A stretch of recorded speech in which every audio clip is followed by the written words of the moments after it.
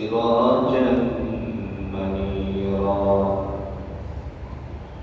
وقد قال الله تبارك وتعالى في كلامه المجيد وفرقانه الحميد أعوذ بالله من الشيطان الرجيم بسم الله الرحمن الرحيم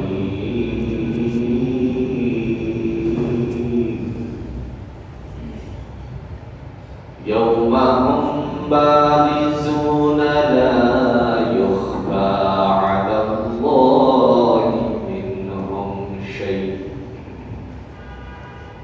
لمن الملك اليوم لله الواحد القهار صدق الله المولى العظيم وصدق رسوله النبي الكريم ونحن على ذلك من الشاهدين والشاكرين والحمد لله رب العالمين اللهم صل على محمد وعلى آل محمد كما صليت على إبراهيم وعلى آل إبراهيم إنك حميد مجيد اللهم بارك على محمد وعلى آل محمد كما باركت على إبراهيم وعلى آل إبراهيم إنك حميد مجيد الحمد لله মহান আল্লাহ সুবহানাহু ওয়া তাআলা দরবারে অগণিত শুকর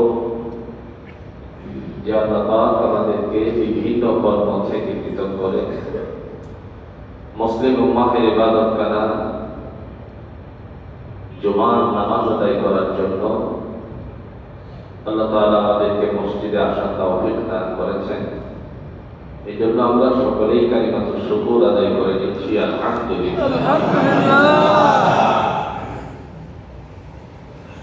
সম্মানিত উপস্থিতি,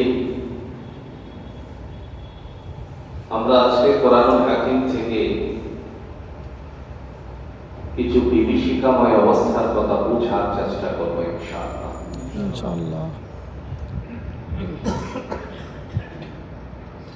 একটা বিষয় খুব পরিষ্কার ভাবে আমাদের জানা উচিত, যে মানুষ জানে আর যে জানে না সে কখনো সমান হতে পারে না। আল্লাহ কোরআন দিয়ে বলছেন, কুল হাল ইয়াস্তাবিল লাযীনা ইয়া'লামুনা ওয়াল লাযীনা লা ইয়া'লামুন। নবী আমার, আপনি বলুন, যে জানে আর যে জানে না সে কখনো সমান হতে পারে না। আমরা সোশ্যাল মিডিয়ার যুগে এসে পড়েছি। ভুলভাল বলে, মিথ্যা বলে, ভুল তথ্য দিয়ে মানুষকে শোনানো যাবে, কিন্তু টয়লেট থেকে বাঁচা বড়। আমার কথা বুঝতে পারবেন? ভুল তথ্য দিয়ে মানুষকে শোনানো যাবে, কারণ সোশ্যাল মিডিয়ার যুগ। কিন্তু এই জায়গা থেকে শোনানোর পরে মানুষের নানা ধরনের তিরস্কারের পাত্র হওয়া ছাড়া কোনো উপায়।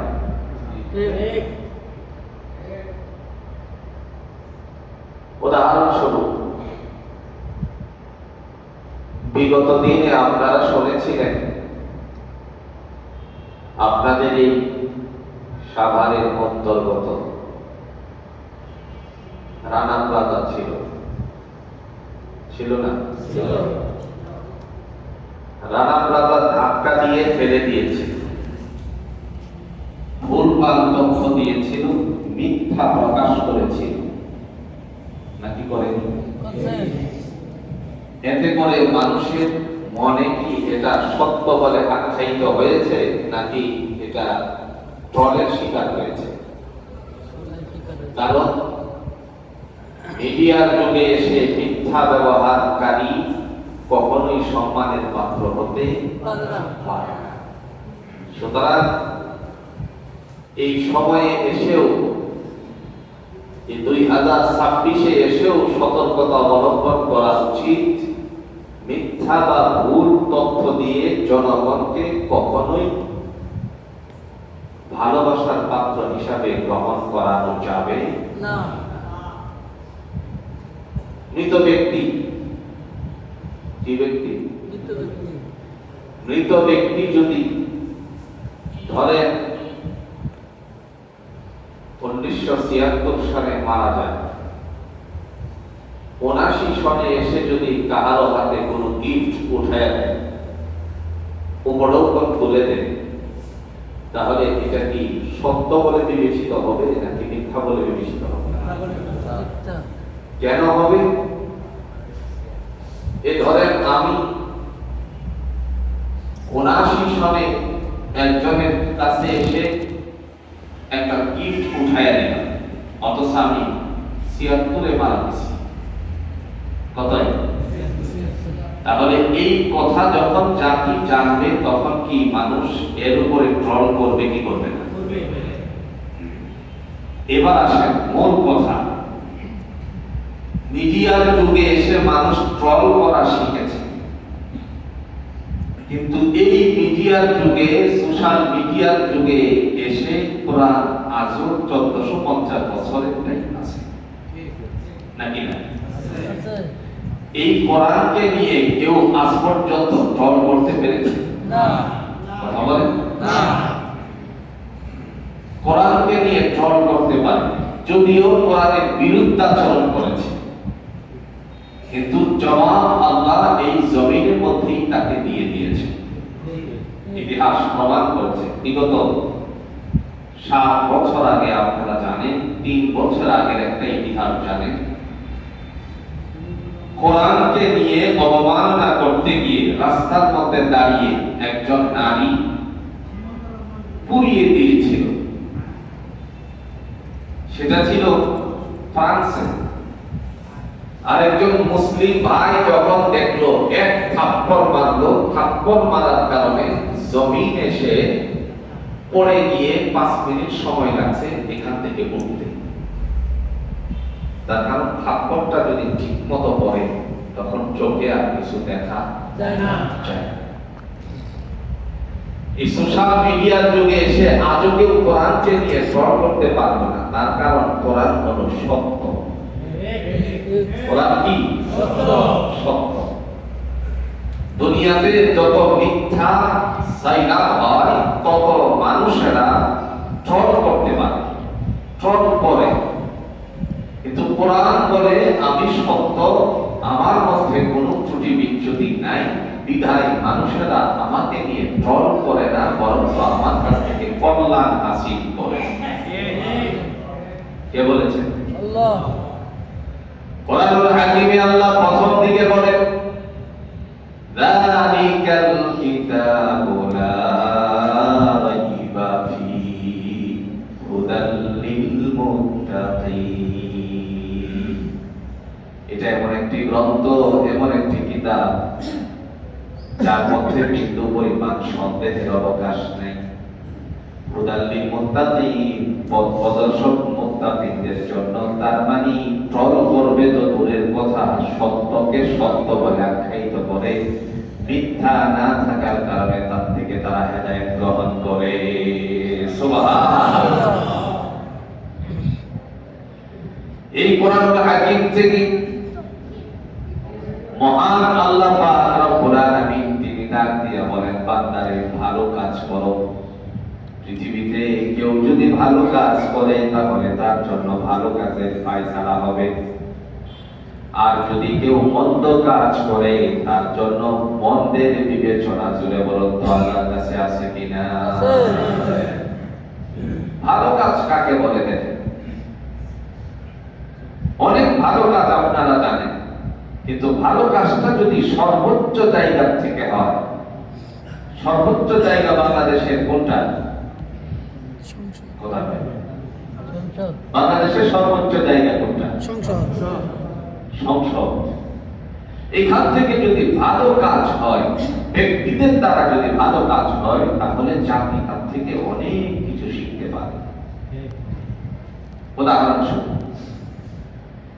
একজন আল্লাহর বান্দা সদস্য হলেন সংসদে, আপনারা তারে খুব ভালো করে চিনেন, মাথায় একটা পাগড়ি পরে যায়, নাম হলো হানজালা। তিনি এমন একটা পরিবারের সন্তান যার পরিবারে জমিদারি ছিল। হানজালা রাস্তা দিয়ে আসার সময়ে একজন অসুস্থ রোগী, মুমূর্ষু রোগীকে যখন সামনে দেখল, সংসদের গাড়িটা, নিজের গাড়িটাকে ছেড়ে দিয়ে তারপরে রোগীর সেবার জন্য হসপিটালে নিয়ে যাওয়ার উদ্দেশ্যে তাকে ছেড়ে দিল। নিজের গাড়ি দিয়ে দিল রোগীরে। তিনি কি? তিনি কি? সংসদ সদস্য। অথচ বিগত দিনের ইতিহাস যদি আমরা তালাশ করি, আপনাদের এই যে ফেরিঘাট আরিসা ফেরিঘাটে করোনায় আক্রান্ত রোগীদের নিয়ে যখন ঢাকায় আসতেছিল, ভিআইপিদের তালিকা, ভিআইপি আসছে বলে এই জন্য ঘন্টার পর ঘন্টা দাঁড় করিয়ে রেখে এমত অবস্থায় রোগীও মারা গিয়েছিল। এটা পত্র পত্রিকায় এসেছিল, আমাদের কাছে তথ্য আছে। একজন ভিআইপি মানুষ, তিনি আসতেছে বলে রোগী এই ফেরিঘাটে, ফেরির মধ্যে অপেক্ষমান, তার জন্য করতে হয়েছে, শেষ পর্যন্ত মারাও গেল। গর্ভবতী নারী, সেই গর্ভবতী নারী সেই আরিসা ফেরিঘাটে মারা গেল, কারণ ভিআইপি আসতেছে বলে। কিন্তু আরেক ভিআইপি নিজের গাড়ি রোগীর জন্য দিয়ে দিল। তাহলে শুনে বলুন তো, ভালো কাজটা কোনটা? নিজের গাড়ি দিয়ে দিছে। আর মন্দ কাজ, উদাহরণ, মন্দ কাজের উদাহরণ কি? অনেক মন্দ কাজ সম্পর্কে আপনাদের জানা আছে। এই সময়ের মধ্যে একটা মন্দ কাজের কথা বলি, কারণ ইসলাম বলে তুমি দিন বোঝাতে গিয়ে, ইসলাম বোঝাতে গিয়ে গঠন বলো, কিছু কথা বলো। এই যে আমাদের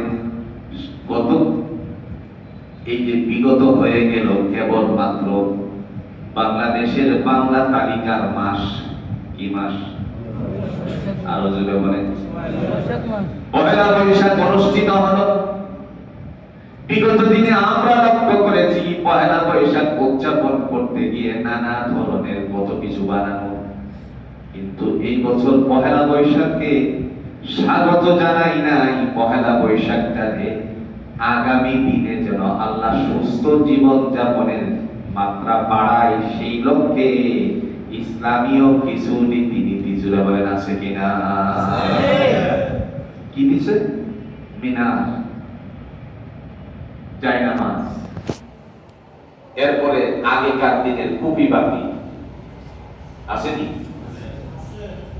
এর মানে স্পষ্ট হয়ে গেল, এই কুপি বাতি দিয়ে তুমি রাতের বেলায় জাগিয়ে আল্লাহর হুকুম পালন করার জন্য সেজদায় লুটে পড়বা, জায়নামাজ দিছি। সুবহানাল্লাহ।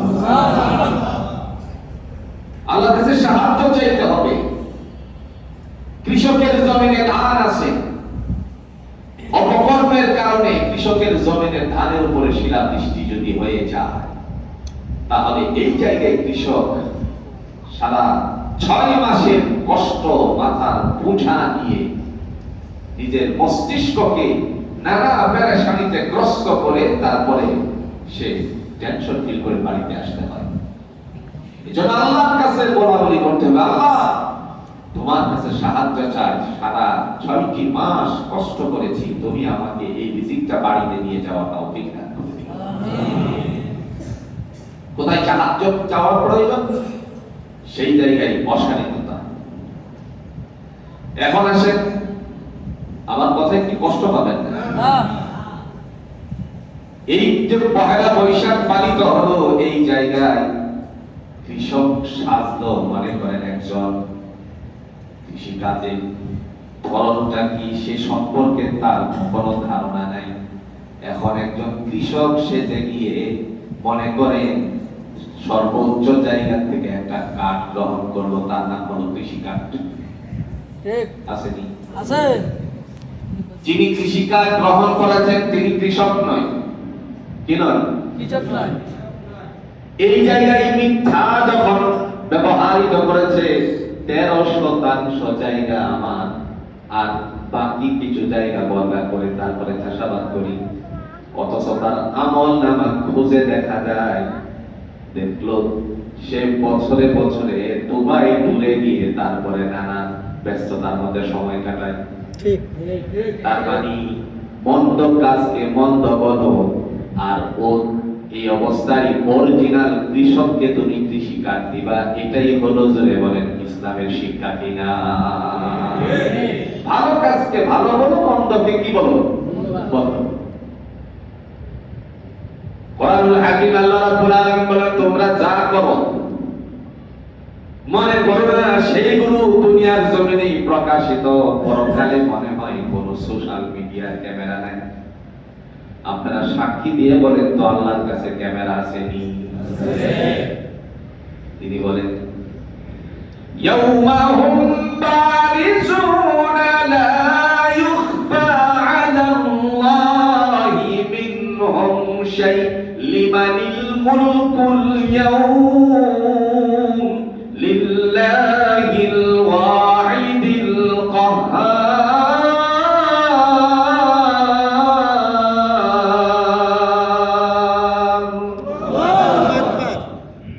আল্লাহ বলেন ওই দিবসকে ভয় করো। দিবসটার নাম কি জানো? ইয়াউমাল কিয়ামা। কিয়ামতের দিবসকে ভয় করো। লা ইউখফা আলাল্লাহি মিনহুম শাই, যেদিন কোনো মানুষের কোনো ত্রুটি বিচ্যুতি গোপন থাকবে না, যে যা করেছিল সব কিছু প্রকাশ করে দেওয়া হবে। সেদিন লিমানিল মুলকুল ইয়াউম বলা হবে, আজকের রাজা বাদশাহী কার? লিল্লাহিল ওয়াহিদিল কাহ্হার, একমাত্র পরাক্রমশালী, জোরে বলুন তো কার? আল্লাহ। ওদিন দুনিয়ার আদালতের এলএলবি পড়নেওয়ালা দাঁড়াতে পারবে না।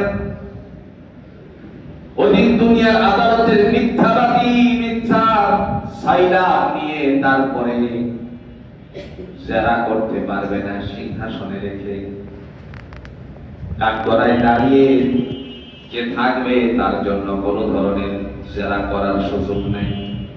আল্লাহ কোরআন দিয়ে বলেছেন, ওয়াত্তাকু ইয়াওমান লা তাজজি নাফসুন আন নাফসিন শাইআ।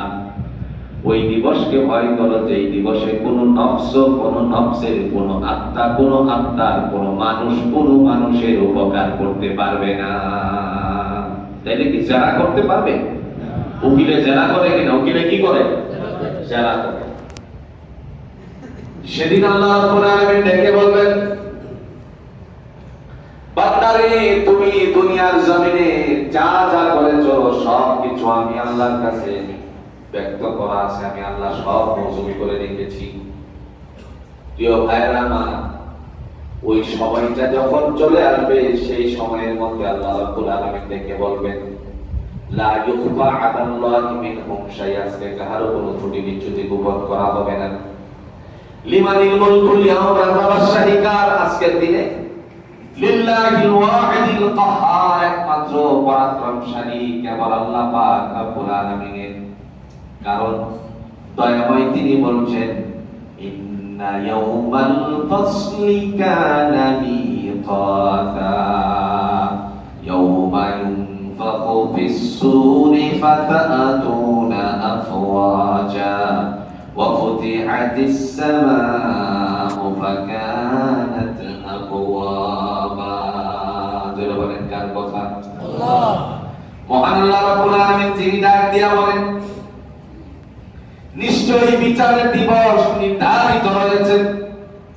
তার মানে আমি যা তোমাদের জন্য ফয়সালা করেছি, সেই ফয়সালার দিনটা অবশ্যই নির্ধারিত রয়েছে। ওই সময়টার মধ্যে আল্লাহ পাক রব্বুল আলামিন তিনি ডাক দিয়া বলবেন, ইয়াউমা ইউনফাখু ফিস-সূরি ফাতাতুনা সেদিন ফুৎকার দেওয়া হবে। কি দেওয়া হবে? একটা ফুল দেওয়া হবে।